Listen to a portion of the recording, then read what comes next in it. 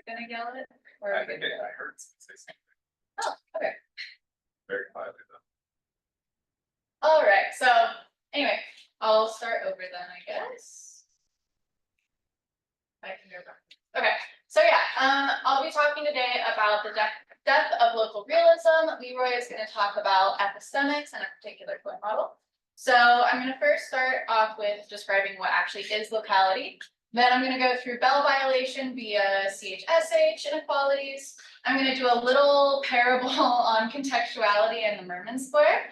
And then I'm going to shift gears a little bit and talk about the PBR theorem. So I almost brought a pack of PBRs. Sorry I didn't. It might have made this conversation a bit easier. Okay, so starting off, what actually is locality? So locality is the idea that measurement on one system is unaffected by a distant system. So ideally, it's like classical local action. Objects can only act on their nearest neighbors, no teleportation or affecting the state of a far-off system, i.e. you can kick a ball, you can't use the force to move the ball, as in Star Wars. That's just not good. So, unfortunately. Consequences of this is given a complete set of initial conditions, you can predict time evolution of a system exactly. And this is the idea of deterministic systems or a deterministic idea. So we often hear that quantum mechanics is a non-local idea, but why is that? So we're going to start off with a little example to think about this. So say you have two spin-half particles that are in this entangled state. And imagine sending one of them far off away to like Mars or some distant system, and you keep one particle here on Earth. Now, when you measure particle A, you find it in the state 1. Any guesses on what state of particle B is going to be? 0. 0, that's right. But did we have to measure it to know that? No. And this is what's called a non-local updated information. We know what the state of particle B is going to be without interacting with the particle in any way whatsoever. So we have, from measuring particle A, have information now about what state particle B was in, even though it was in the superposition of ideals. So we have changed particle B to representing one particular state. Now, that's the important thing, is that this is non-locality in information only. We haven't messed with that system at all. We haven't measured it. We haven't done anything to that system physically. Now, did we have to prepare the system though? Yeah, I mean, we prepared it in an entangled pair. We sent one off, and we're like, haha, they're still entangled, hypothetically. So yeah, we prepared the system in the state here. And just said, okay, so this may seem weird, or maybe not because y'all are here, but essentially Einstein coined this spooky action at a distance, because seemingly this knowledge of particle B violates our understanding of relativity, because it would imply some faster than light transfer of information between particle A and particle B. This is the setup for the famous EPR paradox. So how can you have simultaneous knowledge of system B solely due to knowing what's happening with system A? Now, EPR concluded that quantum mechanics must then be an incomplete theory. So do you have any idea of possible solutions using nebulous intuitions? Anyone? Yeah. Well, what is realism? Oh, things are physically real. The idea is hidden variables. So let's talk a little bit about what hidden variable theories are. So a hidden variable theory postulates that there are variables that, when known, would make quantum mechanics essentially a stat-mech system, which we can know how it evolves deterministically. What are some positives of this idea? Well, it would make quantum mechanics consistent with classical ideas. It would make our brains happy, right? We would see the world in quantum mechanics, how we experience reality in classical mechanics on the macro scale. However, we'd all be out of a job. So really what EPR is asking is, it's not saying that there's a paradox, it's essentially saying that quantum mechanics fundamentally behaves differently from classical mechanics. And so how can we go about showing those differences and proving those differences? Well, we're going to do that by a death in local realism. So a death in locality or a death in realism.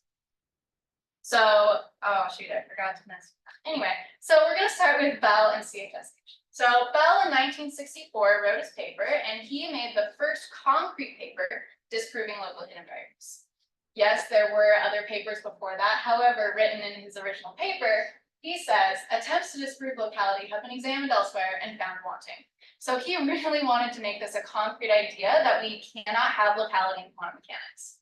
So he also showed that any theory with hidden variables must have a non-local structure. So if you have a theory for quantum mechanics, it must uphold this phenomenon of non-locality that we've talked about, either through quantum mechanics as we know it, or through a non-local hidden variable theory. So you can still have hidden variables as long as they're working non-locally.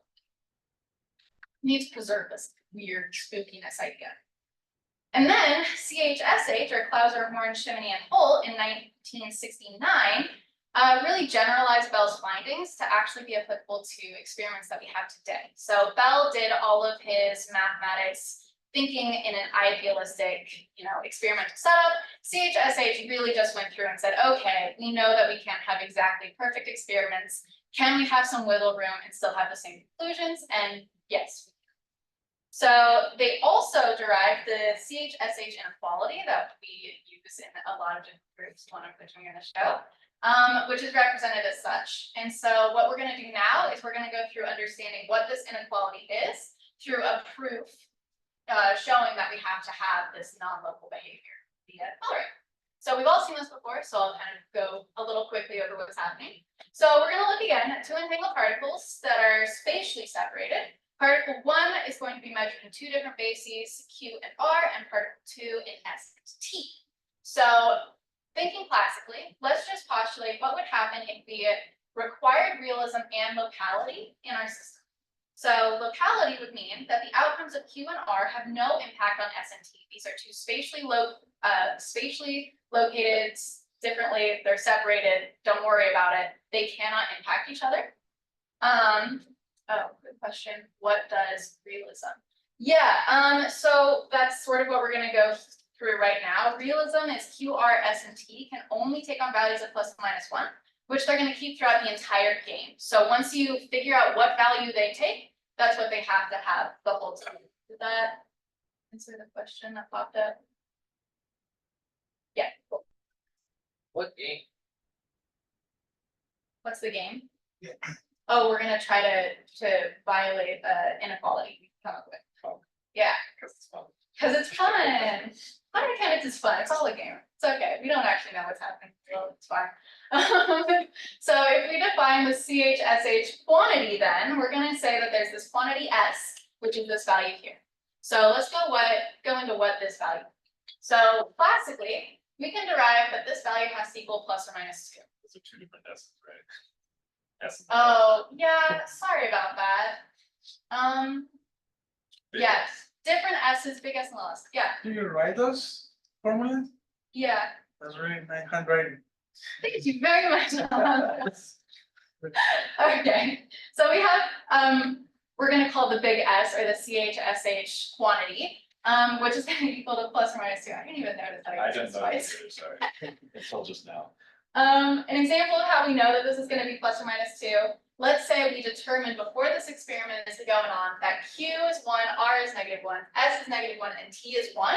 Then we can say, all right, Q is 1, S minus T is going to be -2, S plus T is 2. We're going to end up just with a -2 value here. You can run through all of the different things, which is what you want to do. That's how we're going to take an expectation value of big S.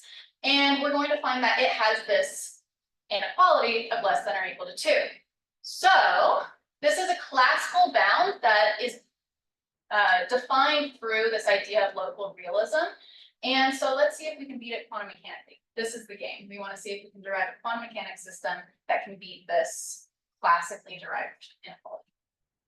So let's take two particles, each with two possible basis measurements with the observables for particle 1 and particle 2 being as such.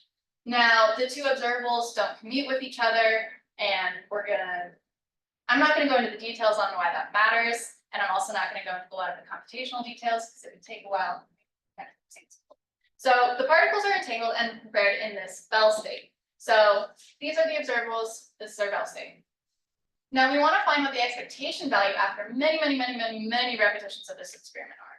So we want to figure out what these different expectation values are and see if we get a value that's going to be greater than or equal to 2. So it turns out with the specific observables we defined and with the state that we defined, that each of these expectation values is going to take on either plus or minus 1/√2. So that when you add them all together, you end up with this big S value, which here I've labeled S1, as being 2√2, which I don't know if y'all know this or not, that's greater than 2. So we have beat this classical bound that we defined using local realism. What does that mean? Like, okay, so we found a number bigger than 2, what's the big deal? So it means that quantum mechanics must have a violation of local realism. Since that inequality was defined based off of these strict ideals of local realism, if we've broken that, we have to have some breaking of local realism fundamentally in quantum mechanics. So let's think about what these ideas are. So information non-locality would mean that we can know system or information about systems without interacting with them. This is the whole spooky action at a distance idea. In the assumption of realism, the faraway particle has then gone from a probability to a physical element of reality without being itself measured. So realism is this sort of idea that, when you've taken something and you just plug it. Yeah. So I guess again, to the question of state prop, because it's like, in order to have that Bell state, like, we needed to interact with the particles somehow in order to prepare the state. And so how is that, like, if you prepare a Bell state, then blast off one particle to Mars, and you believe that that trip to Mars didn't alter anything, like, how is that breaking locality? You still interacted with the You system. interacted with it in the past. So a key thing about locality is that it's like causally, if you interacted with it within the past, it shouldn't matter in the future. So say I kick a soccer ball and then I suddenly jump up and down after I kicked it, the ball isn't going to jump up and down. My jumping up and down, I'm no longer in contact with the ball. I can't influence it in any way because I'm no longer physically locally connected with it. So the idea of entanglement is strictly a non-local idea. So like the example in like Ivan's quantum optics class, where he explains this is you have a red and a blue ball, and you give one of them to one of your friends and another to the other friend, but you don't know which is which. The second friend goes to Mars. Then you ask your first friend what color he has. He has either red or blue. Like, I mean, that's a classical thing. So Right. Is that breaking? That's local and realist, which Yeah. would satisfy this inequality. But this shows that the inequality is not satisfied, so it cannot be. So it either has to suddenly change the color of the ball or Or the color didn't exist until you mentioned it. But which one is it breaking? I- The example that you gave is That would be- analogous to the initial example here. And there's nothing weird about it at all. It's that if you make the measurements that she showed just now, those correlations you could not do with.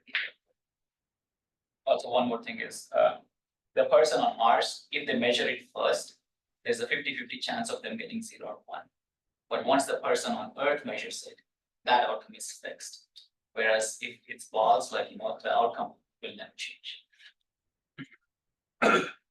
so talking about like a global God's eye picture is problematic.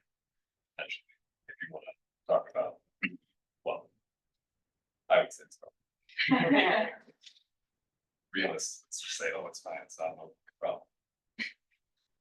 So yeah, if you have this idea of non-realist, it's sort of like the whole, like the ball didn't have any color until you looked at it. That's sort of that idea of realism. And then locality, like how is this ball looking at it affected the thing over there and suddenly made it into a singular value instead of this probabilistic idea. So we're gonna keep exploring ideas of locality and realism. They're hard to rationalize in our classical thinking brains.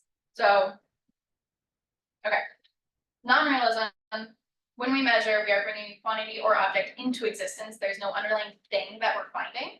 It is something that emerges with measurement. It's not like it always existed at that state. It's once we make that measurement and look at it, it is suddenly in that state. All right, here's our little curveball into contextuality that we're going to do. So contextuality is the idea that you have a dependence on the outcome of a measurement on the context of your measurement.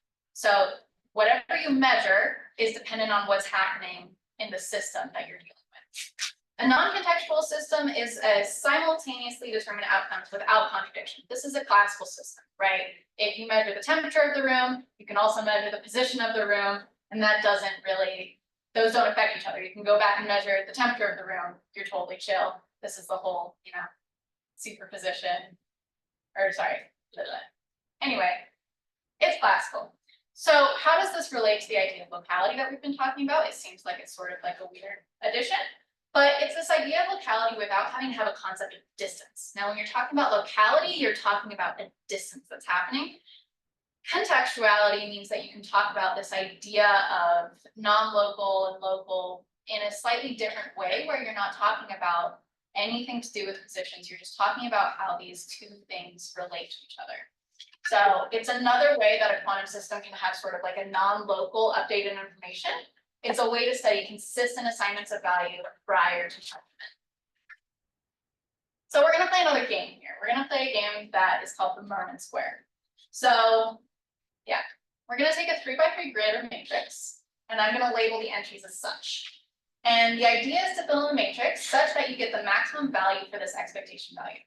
Now, this expectation value is what it is because we're going to feed it quantum mechanically. That's pretty much one of the only derivations of this expectation value, but it'll be cool to watch. So the expectation values classically we're going to define as the probability of the value minus the probability of the value taking on the negative. So when we're talking about the expectation values, we're talking either about these rows or these columns multiplied together with the entries. So the trick is, the real trick to this game, is that there must be and can be only one entry that takes on a -1 value. The rest must have +1. So suppose that we determine every value to be +1 except for, we're going to say gamma. So let gamma take -1. Then we have that 2 of these expectation values are going to have to switch signs because they intersect in one point in the column or row. And so then we get that our expectation value we're wanting to find is equal to 4. Math, simple math to go through. So it turns out that choosing an element that's in this third column that in the inequality we're looking with automatically has this negative sign, it's going to be the most ideal way to win this game and get the highest expectation value you can.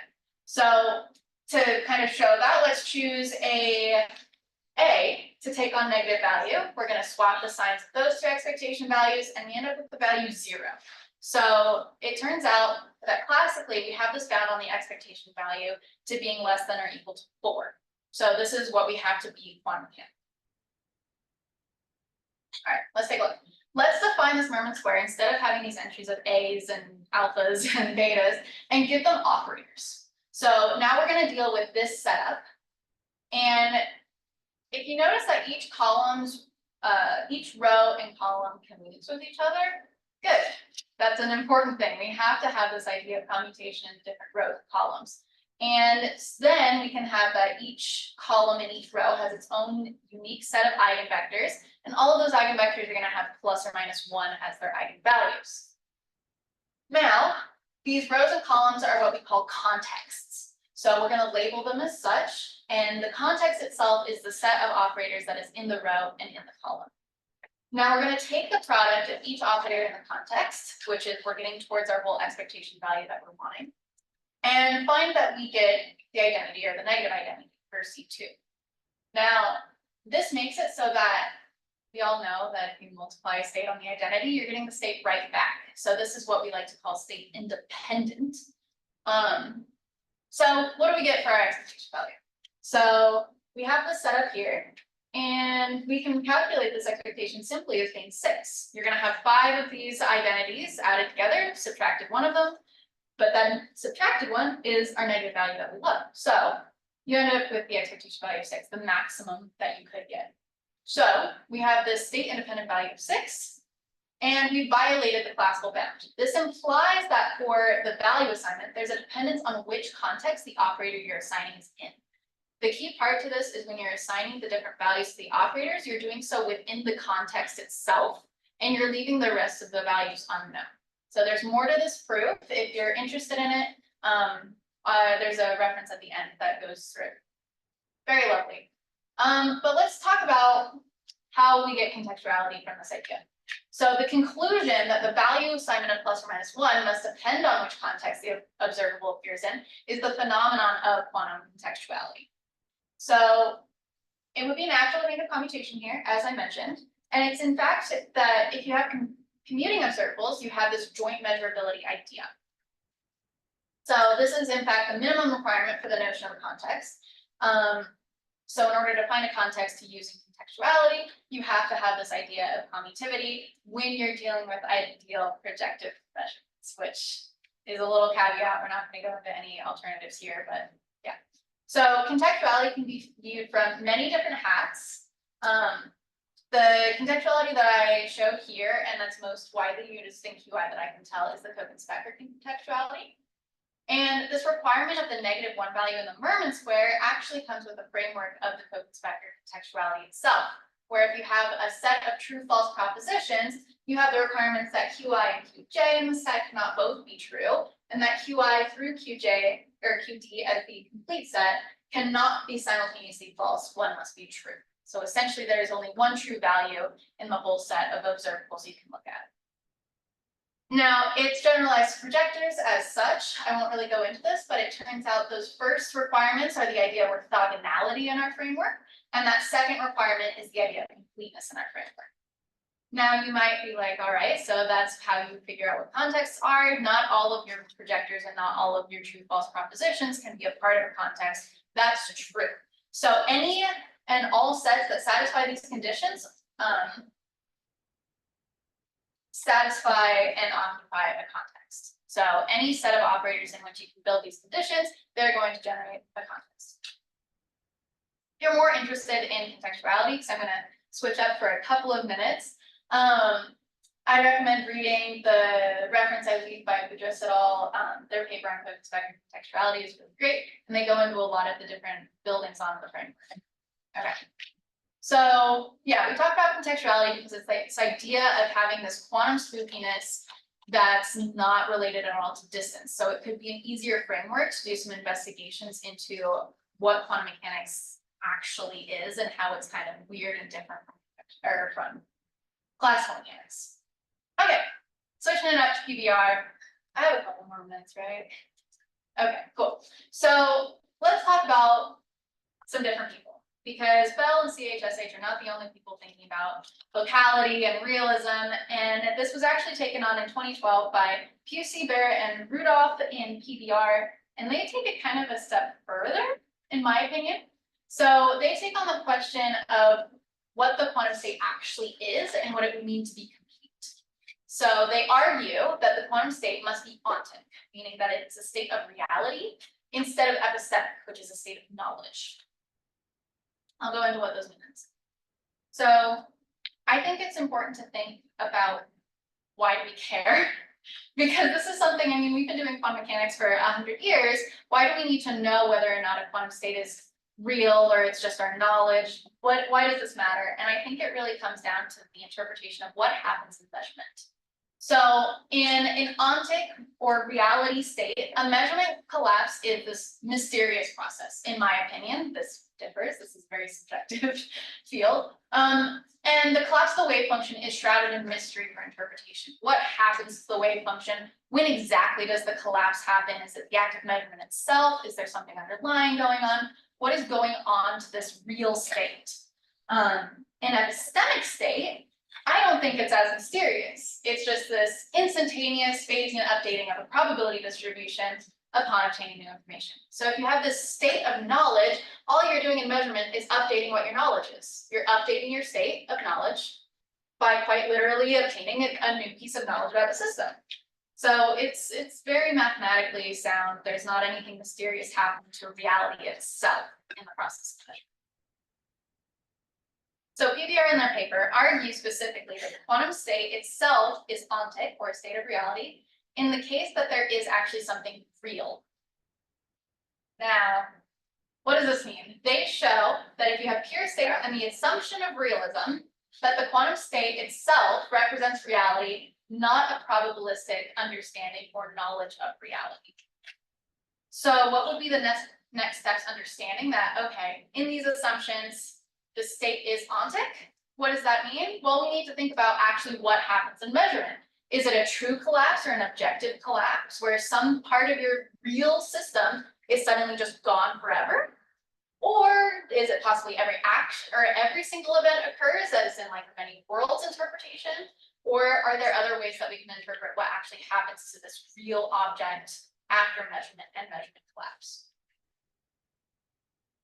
So the conversation's over, right? Like the quantum state is real, cool beans. Yeah, Can you go back? yeah, So they assume that, so it's a meaning they show using pure state assumption of realism. It's a circular argument. What are you assuming is real? If you're showing that quantum state is real, like it seems like you're showing something is real by assuming something else is real. So Yeah. what is the distinction there? yeah. So realism itself is the idea we were talking about with the balls, right? That instead of creating color, when you've gone somewhere else, you are just figuring out what the color is. You yourself are not creating color when you do this measurement of the blue ball and the red ball on Mars. You are simply just observing and figuring out what that color actually is. You're not creating the color itself by the process of measurement. So that's what it kind of means to have this realist point of view, is that when you're doing the active measurement, what you're doing is you're just figuring out what the actual true state is from this probabilistic distribution of the quantum mechanical system itself, versus non-realists who would think that when you do the measurement, you're taking from probability and you are just selecting something and you're turning that into your like reality itself. Wait, what did you say was the realist again? Can you repeat that? Yeah, the realists believe that when you do some active measurement, I think this is what realists believe, let's take a moment, but what happens when you measure is you're figuring out what truly is the truth of that system. So in the example of the blue ball and the red ball, right? When I look at the blue ball, I automatically know the other ball is red. Did I create the color red there? Or did I just observe that I have the color red? It's the whole idea of, are you creating the information or are you just figuring out the information? I think I know what Chaitanya wants to know. So basically what they assume is that there's like a manifold of quantic states out there. That's the realist thing. And quantum states, of course, give you a distribution over that, or it would ideally give you a distribution over that. And they basically show that in fact, there would have to be a one-to-one mapping between quantum states themselves and the quantic manifold, as opposed to just having the quantum state be the thing that gives you your knowledge over the quantum states. So from the assumption that sort of reality is like a point in a real manifold of some kind, you can't just have the quantum mechanics gives you purely epistemic knowledge of that. That's the See, it's assuming that something is real. Yeah. And it ends up being that you make that assumption, quantum state is the reality. It would have to be if you assume that something is real in that way. Okay, I see. Well, there is a one-to-one map. That sounds pretty reasonable to me. Under the assumption that things are real. I would like to believe that. Yeah, they disproved that you can have multiple real points going to one singular quantum distribution, and then they showed that multiple quantum distributions can go to a singular point on your ontic manifold. So that was what they disproved, and in conclusion found the one-to-one mapping. So sort of the process of the papers going to that. Okay. So this actually brings us quite well to the next question. The ontic set 1, game over, not quite. So the initial conditions are really important, as you pointed out. You have to have a reliably creatable pure state and the existence of real things, so the existence of this manifold that has singular points on it, right? So if you're a non-realist, you can kind of let out a sigh of relief, or a breath of relief. PBR only rules out epistemics where the knowledge referred to is about a real, true state of the system. If you're a non-realistic or a non-realist, then epistemics is still a valid idea to pursue, as we're going to see in a couple of fun little examples coming up next.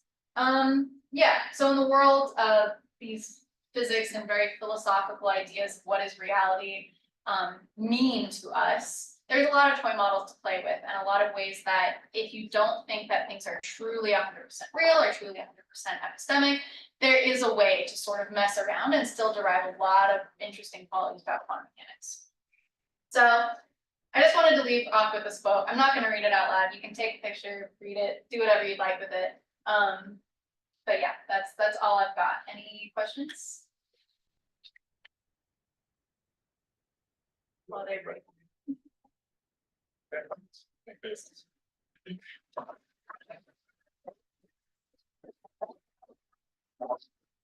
Go immediately. Oh, I think we started. We started late. It's not my fault. Okay, so Basie kind of tried to convince you that the ontic point of view is the correct viewpoint. But I'm gonna show that at least epistemics are worth thinking about, and they might give you a useful insight. And the way I'm gonna do this is I'm gonna start kind of by like talking a little bit about epistemics and then mostly looking at a toy model that derives a lot of quantum effects. Okay, so to start off with, we all know that like the quantum mechanical axioms are very abstract. So like in classical mechanics, we always have these like physical principles that we can connect everything back to.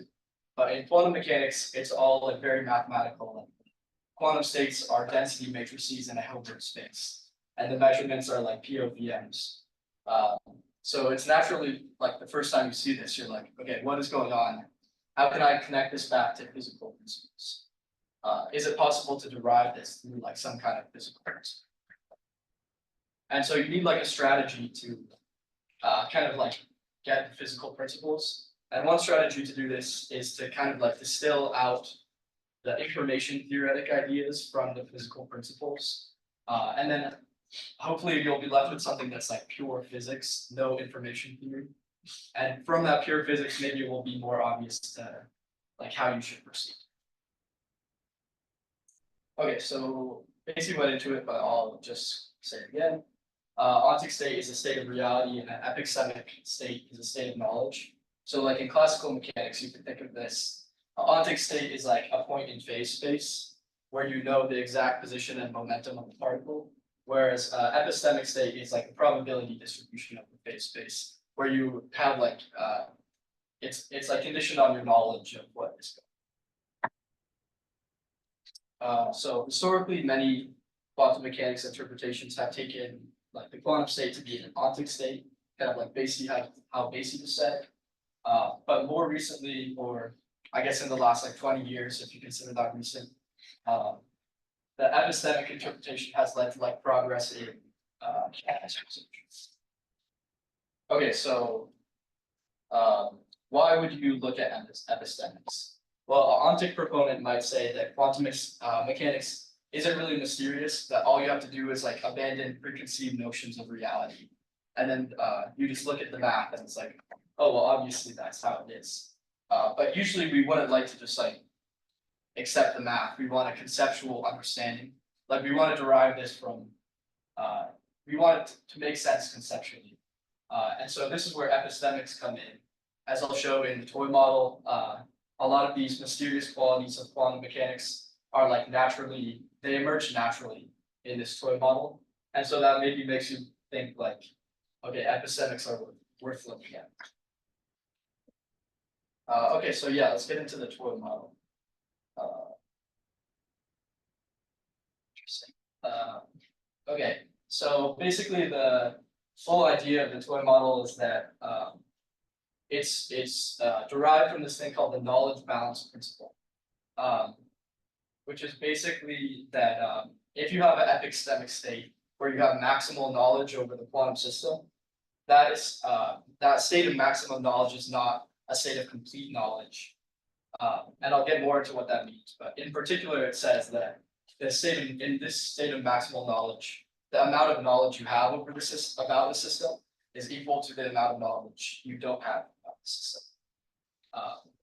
And so as a note, this, like, you can already see that this cannot exactly recreate quantum mechanics because it's a locally real theory. And it's basically to show that this cannot rewrite quantum mechanics. So then I guess you could ask, like, why would you want to look at this theory? And what's important is to see what this theory does recreate and then kind of what's left behind. Yeah. It seems like you're quantifying knowledge here. What does it mean to have more knowledge of the system or less knowledge of the system in this context? Yes, we'll get to that in like 2 slides. Okay.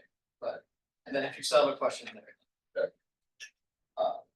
Okay, so just to kind of like talk about why would you want to consider this? Like, why would you want to think that your state of maximum knowledge is not complete knowledge?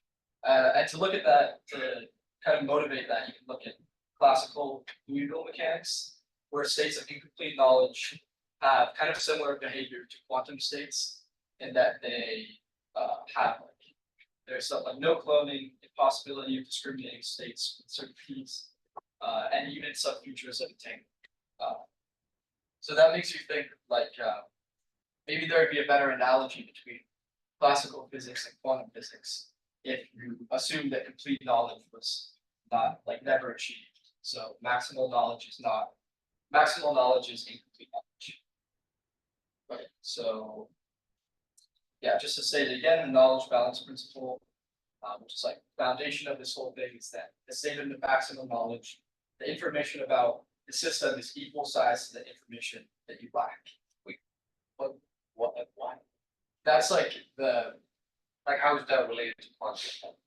it's because like by using this principle, it derives a lot of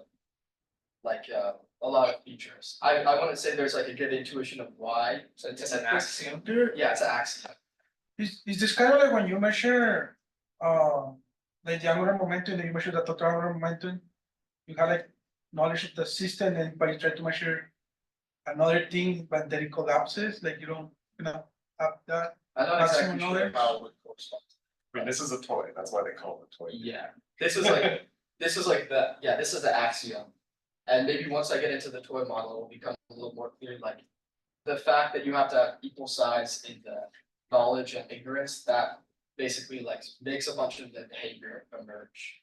So I think they saw that and they were like, oh, this has to be the axiom. Yeah, so you can define something called the canonical set, which is the minimal number of yes/no questions that you have to ask to fully specify the ontic state. And so here's where the answer to your question comes in. They define the amount of knowledge you have as the maximum number of questions that the answer is known. And then the amount of ignorance as the difference between that and the total number of questions.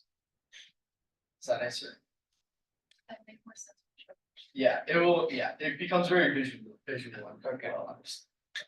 Do you have something? Yeah, I mean, what if you were like, you could just come up with silly questions, right? Like, is the number even? Is the number like, or is the number a multiple of 4? Yeah, Answer is yes. Is the number even? Obviously, right? Like, I don't need to ask that question because I already know the answer is yes. yeah, that's why it says it's the minimal number. This canonical. But the maximum number of questions for which the answer is known, right? If I say, is the number a multiple? But you already know the answer. Within the set, right? It doesn't change. I think you should just go to the actual, Yeah, but you'll see what he means in a second from the list here. yeah, okay, so we might ask, like, what is the simplest possible system that we consider? So what if you had two states coming up? Well, you could always discern which one it is by asking one question. Like if you label the ontics by 1 and 2, you can always ask, like, is it ontic 1? And then if it's you get the answer yes, you know it's 1, and if you get the answer no, you know it's 2. Who am I asking? Second. No, I'm serious. You're Some asking Rob. person who's holding all of them. Yes. I guess assuming the questions are independent. Yeah, there. Sorry, I don't think I understand this notation of two optics. I mean, you have two real things, and what are you trying to figure out? Possibilities. No, You two have possibility. Two states. I Reality. see. You have two like real states. So it's like you're trying to figure out the value of it. Yeah. And if there's just two, you only need to know the answer to one question. Yeah. Is it this one? Yes. If it's Is it yes. zero or is it one? Yeah, Okay. oh, I mean, the question could just be, is it zero, Sure. right? Yeah, but And then you know immediately. Okay. so for this system, this is impossible because the knowledge balance principle says you have to have. Basically, it would be requiring that you know the answer to half a question. Because you have to have equal amount of like questions answered and questions not answered, basically. So the simplest system you can think of is 4 ontics, because you would have to ask 2 questions to get it. So if you you could ask 2 questions, like if the ontics are labeled by 1, 2, 3, and 4, then the answers to these 2 questions completely define which ontic state you're in. Does that answer? It will become more clear, I think, as the visuals. Okay, so the simplest system you have is like these 4 states. And so the knowledge balance means that you have 1 question answered and 1 question unanswered. And so that means that the epistemic state, where you have maximal knowledge, is like the ontic is either one of 2 states in those. So you can represent it by these like boxes, where like each of the boxes is an ontic state, and then the blue ones colored in are like the epistemic state. So this says like it's either ontic 1 or ontic 2. And notice both of them have the answer to like 1 question, because it's only 2 out of 4 of the states. And you can also represent it in this kind of notation where it's like 1 or 2 and 3 or 4. And already there's kind of a analogy emerging with quantum mechanics, because you have like these 3 different sets of orthogonal states. And I'll get into what orthogonality means in a second, but you have like your z basis states, your x basis states, and your y basis states. What's preventing, I'm not saying this is optimal, but what's preventing me from asking, is it state 1? That's a yes or no question.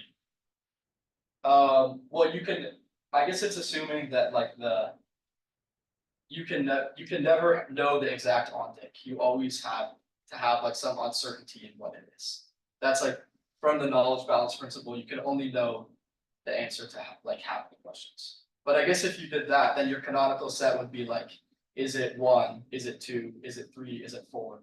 That's 4 questions, so that's not the minimum number of questions.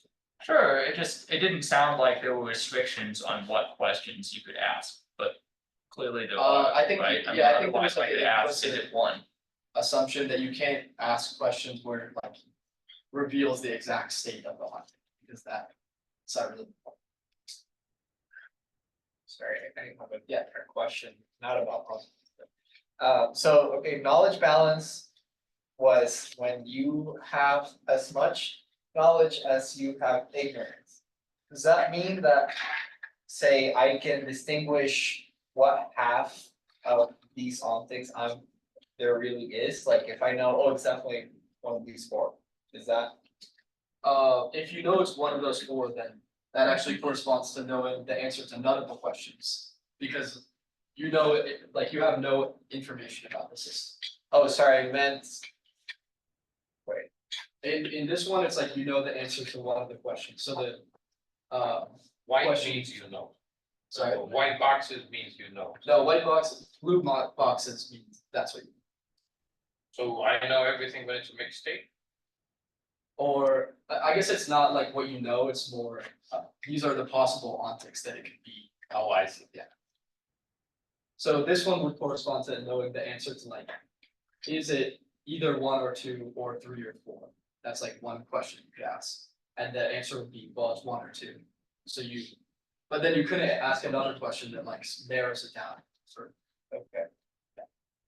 So classically, you have a 4-state system, basically. And then you Yes. have distribution over that, where you can't have a probability of one on a single state. Is that kind of what's going on? Pretty much, yeah. Okay. It's like you have some, you're lacking some knowledge about what actual state of reality is. Okay. You're just artificially imposing that you always have to lack some amount, this amount of knowledge, exactly this much, or more, you can lack more, but you can't have more than that certain. Is it fair to say the only questions you're allowed to ask is it in a bipartition of the system? Yes, I think so. That sounds right. The knowledge balance assumption is forcing the minimal number of independent questions. The minimal number of independent questions comes from the canonical set, and then the knowledge balance principle is saying that you have to know the answer. You can only know maximum the answer to half the questions in the canonical set. It's the knowledge balance principle itself, I think, is forcing the questions you could ask to be what you're saying. Okay, so I'm definitely not gonna be able to get through all of this, but you can have a notion of like orthogonality in this toy model by considering something called the ontic support. And the ontic support is basically what ontics are consistent with a given epistemic. And so like the ontic support of one, the epistemic 1 or 2 are the ontics 1 and 2. And so you can kind of like define the inner product by saying the inner product is the intersection of like the ontic supports for different epistemics. So like the ontics 1 or 2 and 2 or 3 have inner product of like 1, whereas the epistemics 1 or 2 and 3 or 4 have like the inner product of 0 because they're not overlapping. And so, yeah, you can define operation called a convex combination, where basically if the union of the ontic supports for a pair of epistemics forms another valid epistemic, then you can combine them in that operation. But if it does not, then you can't define. And this gives a notion of like a mixed state versus a pure state, where like a mixed state can be obtained by distinct pairs of epistemics. Kind of like in quantum mechanics, like the maximally mixed state can be found by like doing 0, 0 plus 1, 1, or it can be like plus, plus, plus, minus, minus. You can do it in different pieces. And anything that's not that is a pure state. Okay, and why is that one like that? Because the like union of the ontic supports doesn't form another valid epistemic. It would form 1 or 2 or 3, which is not a valid. Because that's too much knowledge. Well, it's just like you can't have states of routine, I guess, because you're always splitting the system into twos. But it is a consequence of the knowledge balance. So another analogy with quantum mechanics you can have is like this block sphere. You have the maximally entangled state in the middle, and then you're like different Basie states on the outside. Okay, so you might ask, like, in quantum mechanics, like doing linear combinations of states is analogous to like, or that is like taking superpositions of states. So what is a superposition in this model? And it turns out it's not actually the same operation as a convex combination. And you can see that by like looking at the different possibilities for two like disjoint, which means basically they're orthogonal, two disjoint epistemics. And so you could take like either the first one of the first epistemic and the first one of the second epistemic, or like the first one of the first epistemic, or sorry, the second one. So there's 4 of these different combinations. And these end up being analogous to superpositions because they correspond to superpositions with different phases.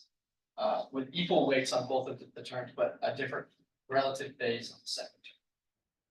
And so like, for example, this combination, you're combining 1 or 2, which is like analogous to the state 0, and 3 or 4, which is analogous to the state 1. And you're doing it with the +1 operation, which means the relative phase is 0, which means it's just 0 plus 1, which is like a plus state. And so you can do like these superposition states. But it is worthwhile to say that it's not exactly the same as quantum mechanics because this isn't defined for an arbitrary pair of states, they have to be orthogonal. And there's also not a continuum of superpositions, it's only defined for these certain cases. Okay, so in quantum mechanics, like the different transformations you can do are represented by unitary maps on the quantum state. So what is the analogy here? Well, it turns out they're one-to-one maps, which can be seen as different permutations of the ontic states. And this can be seen as like kind of reflections or rotations on the Bloch sphere, corresponding to unitaries and anti-unitaries in quantum mechanics. And I should say that in quantum mechanics, like the anti-unitaries aren't allowed because if you're dealing with like continuous transformations, but here we're dealing with discrete transformations, and so they are. Okay, so this is like the first example of something that is recreated by the toy theory that's kind of analogous to quantum mechanics. And it's the no universal state. So in quantum mechanics, a state inverter is a transformation that maps a pure state to an orthogonal state. But if you go through the math, this is not a unitary map, and so it cannot be physically. And in the toy theory, there's kind of a similar thing where you would map like a pure state to an orthogonal state. But these cannot all be true because the first ones of them are in contradiction with the third one. And so it's not a possible permutation, similar to how that is not possible. Why is it called an inverter? I don't know. I guess because it takes it to the orthogonal state. Yeah. Zero. Yeah, I don't have that much. Sorry, what about no cloning theorem? No, I'll get to that as well. That is also recreated by this one. Okay, It's basically the same. I drive until 5:10 or should I? yeah, Okay. Cool. So now that we've looked at a single system, we can look at like a joint system. And you can do that by looking at like a combination of two elementary systems. And so before you were looking at like four blocks. Now you're kind of looking at a 4x4 grid where the system A is represented by the vertical side and the system B is represented by the horizontal side. And importantly, you have to, this kind of ties back to why they chose the knowledge balance principle to be the way that it is, because you have to have the knowledge balance hold on the individual systems and on the composite system. So in the composite system, there are 4 questions in the canonical set because you could, like for 16 states, you could divide it into 4 times basically, and you would know what exact state it's in. So that means by the knowledge balance principle that no more than 2 questions can be answered, so half of 4. And so that means you can only, the maximum knowledge is only splitting it up 2 times, which is 4 different logic states per epistemic. And yeah, that's why they defined it the way that they did, so that like I guess like the states of maximal knowledge on the individual system also correspond to states. Actually, that's not exactly true, but there's some connection there. Yeah, and so there you could like imagine a lot of different epistemics that have only 4 ontics, but it turns out only 2 of them satisfy the knowledge balance principle. And that is like this one, where you can represent it as like 1 or 2 on system A, and then 1 or 2 on system B. Or this one, well, those are the only 2 that satisfy the knowledge balance. But you might say, okay, well, this one should also satisfy the knowledge balance principle, because on system A, I kind of thinking about it as like collapsing all of these to the side for system A. That would give you the state of system A, which would just be like the maximally mixed state. And then for system B, you can like collapse all of them down like that, and then it would be 2 right there. So that satisfies the knowledge balance principle for system A and for system B. But this ends up being not allowed because if you do a measurement on system A, like if you ask, is it 1 or 2 or 3 or 4? Is it either 1 or 2 or 3 or 4? And you get an answer to that, then it will collapse it to like one of these blocks. And then on system B, you'll know exactly which ontic it is. So those are not allowed. Little animation. Yeah, okay. So these end up being analogous to product states and entangled states. So this is like a product state, this is an entangled state. And so you can see that you can either have maximum knowledge about the individual systems. So you like, here you have 2 out of the 4, 2 out of the 4. But you have no information about the correlation between the systems.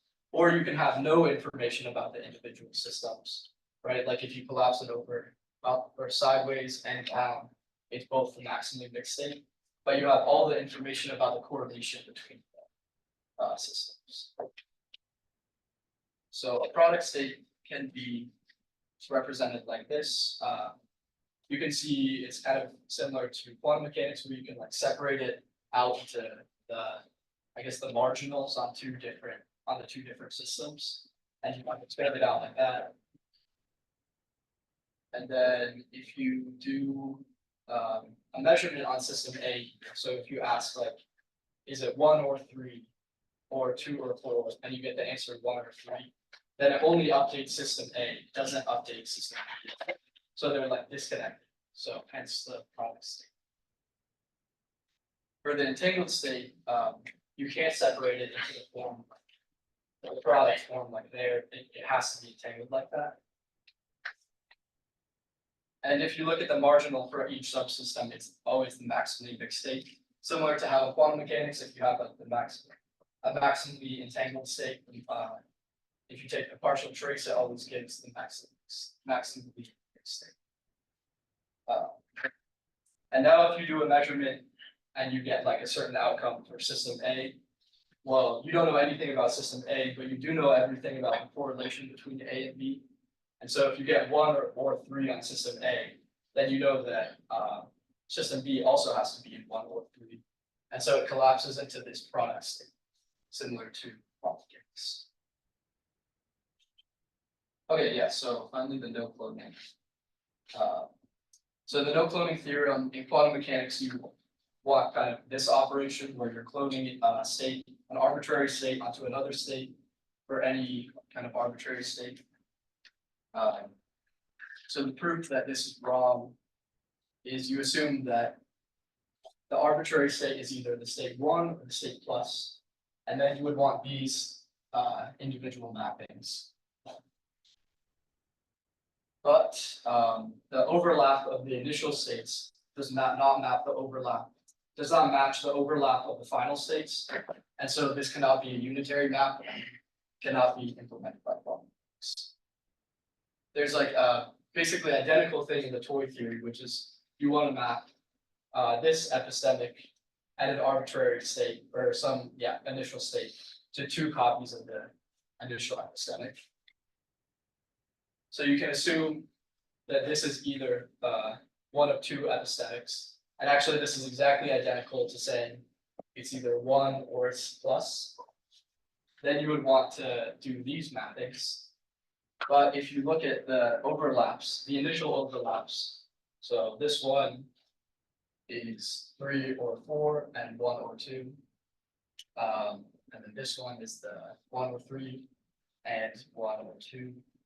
Then the initial overlap of them is these 2, so it's 2 out of the 4.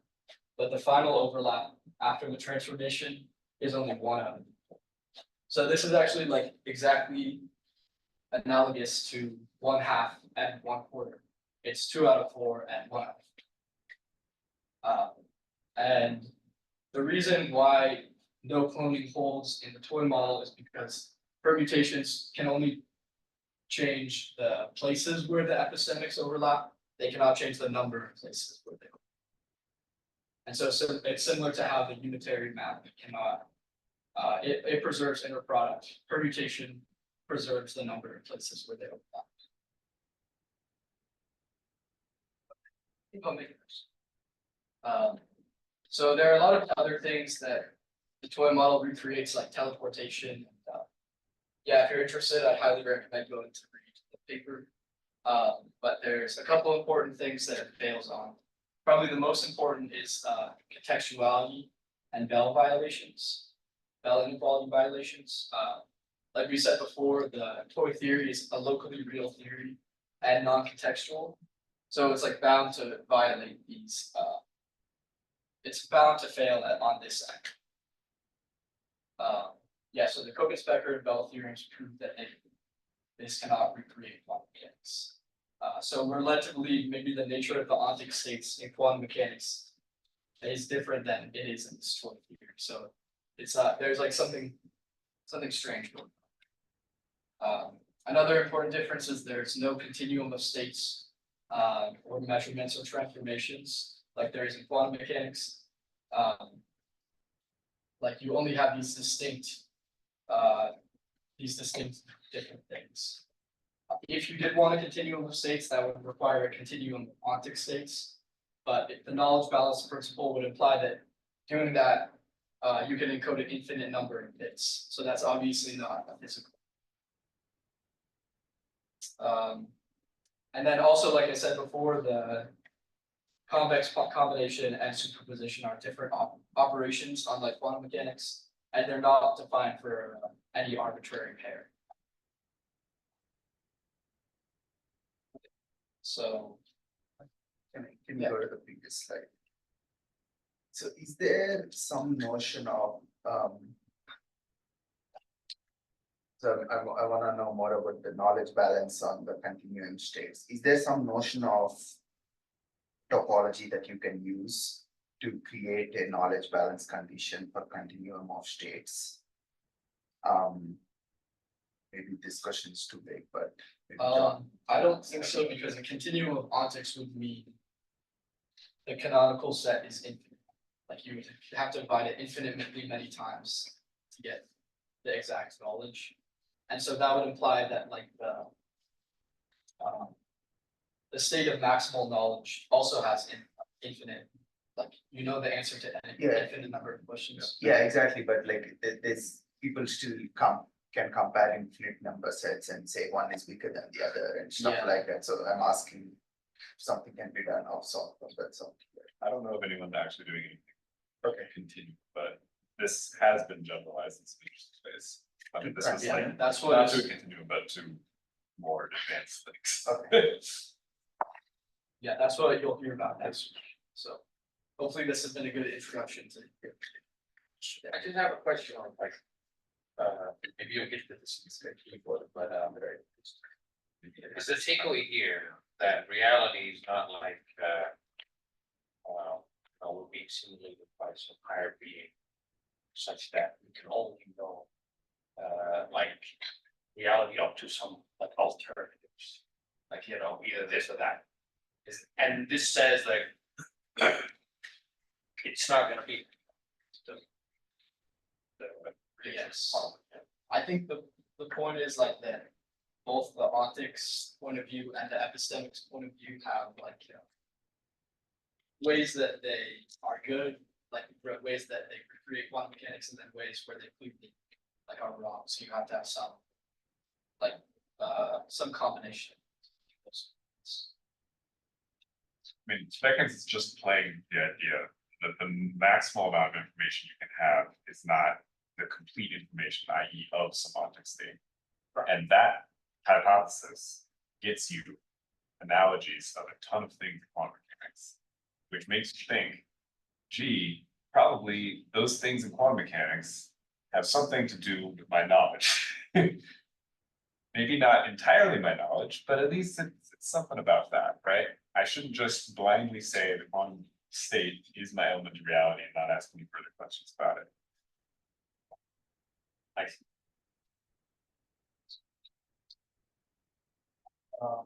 Yeah, so just to conclude, the knowledge balance principle, since it was pure, there's really no physics involved in this argument. It's just derived from the knowledge balance principle, which is information theoretic. if you assume that the physics only concerns what are happening, what is the ontic states. And so the ideas presented here really have nothing to do with physics, it's all information, if you take that viewpoint. Which is interesting because then it's like, well, if that is all information, then what is the actual physics going on? And so that has to do with like, well, maybe the physics left over is the contextuality in the bell violations. That's what they concluded is like the most fruitful thing to look at. Also, is it possible to derive the knowledge balance principle from some like purely physical principle governing the interaction between two systems? Because this is just an axiom of the theory. Like it would be nice if there's something deeper going on.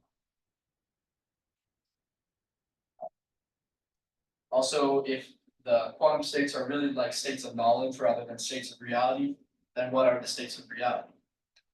So just something to ponder. And then, yeah, also is there a second principle that you can add on, like the knowledge balance principle, which can capture the missing phenomena of like, most importantly, contextuality and Bell inequality violations. And I believe next week we'll probably see some of that. I think that has been done since this toy model was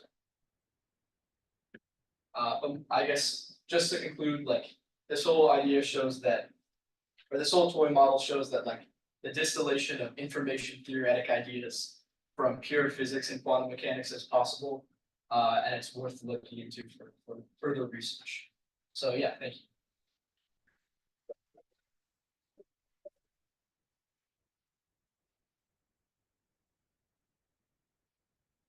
I have a question.